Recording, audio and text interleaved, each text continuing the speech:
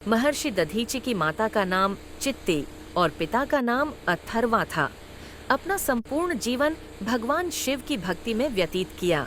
महर्षि दधीचि वेद शास्त्रों आदि के पूर्ण ज्ञाता थे।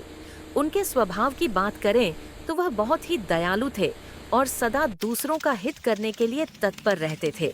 उन्होंने लोकहित के लिए कठोर तपस्या की। महर्षि दधीचि के तप के तेज के कारण देवराज इंद्र के मन में अनावश्यक डर पैदा हो गया था। महर्षि की तपस्या भंग करना चाहते थे। इंद्र अपने तप और ध्यान के कारण महर्षि दधीचि के तेज से तीनों लोग आलोकित हो उठे। उधर इंद्र का तेज दिन ब दिन कम होता जा रहा था, जिससे इंद्रदेव को महर्षि दधीचि से ईर्ष्या का भाव उत्पन्न होने लगा। इंद्र को लगा कि महर्षि उससे इंद्रासन छीनना चाहते हैं।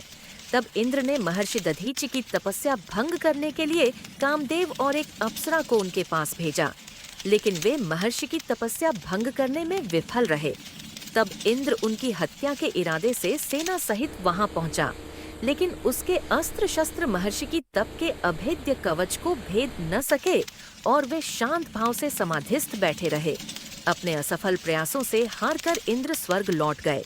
इस घटना के कुछ समय बाद वृत्रासुर नामक राक्षस ने देवलोक पर कब्जा कर लिया और इंद्र सहित सभी देवताओं को देवलोक से बाहर निकाल दिया। महर्षि के परोपकार की कथा। वृत्रासुर के देवलोक पर कब्जा करने के बाद सभी देवता अपनी व्यथा लेकर ब्रह्मा जी के पास गए। तब प्रजापिता ब्रह्मा जी ने उन्हें एक उपाय बताया कि पृथ्वी लोक में दधीचि नाम के एक महर्षि रहते हैं। यदि वे अपनी अस्थियों का दान कर दें तो उन अस्थियों से एक वज्र बनाकर वृत्रासुर राक्षस को मारा जा सकता है। इसलिए उनके पास जाकर उनकी अस्थियां मांगो।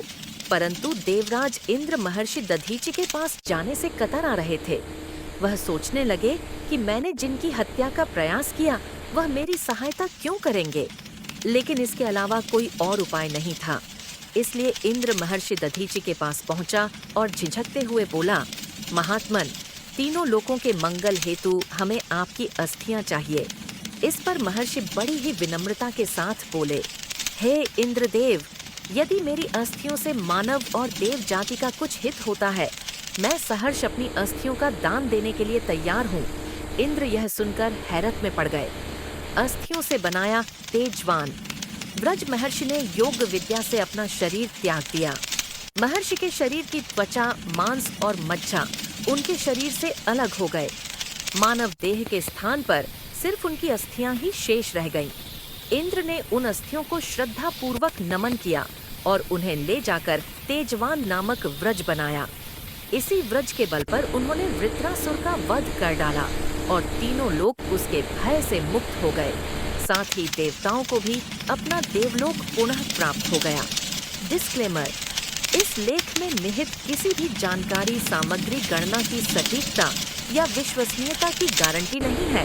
विभिन्न माध्यमों, ज्योतिषियों, पंचांग, प्रवचनों, मान्यताओं, धर्म ग्रंथों से संग्रहित कर ये जानकारियाँ आप तक पहुँचाई गई हैं। हमारा उद्देश्य महज सूचना पहुँचाना है। इसके उपयोगकर्ता इसे महज सूचना समझकर ही लें। इसके अतिरिक्त इसके किसी भी उपयोग की जिम्मेदारी स्वयं उपयोगकर्ता की ही रहेगी। अगर आपको वीडियो पसंद आया तो सब्सक्राइब करें।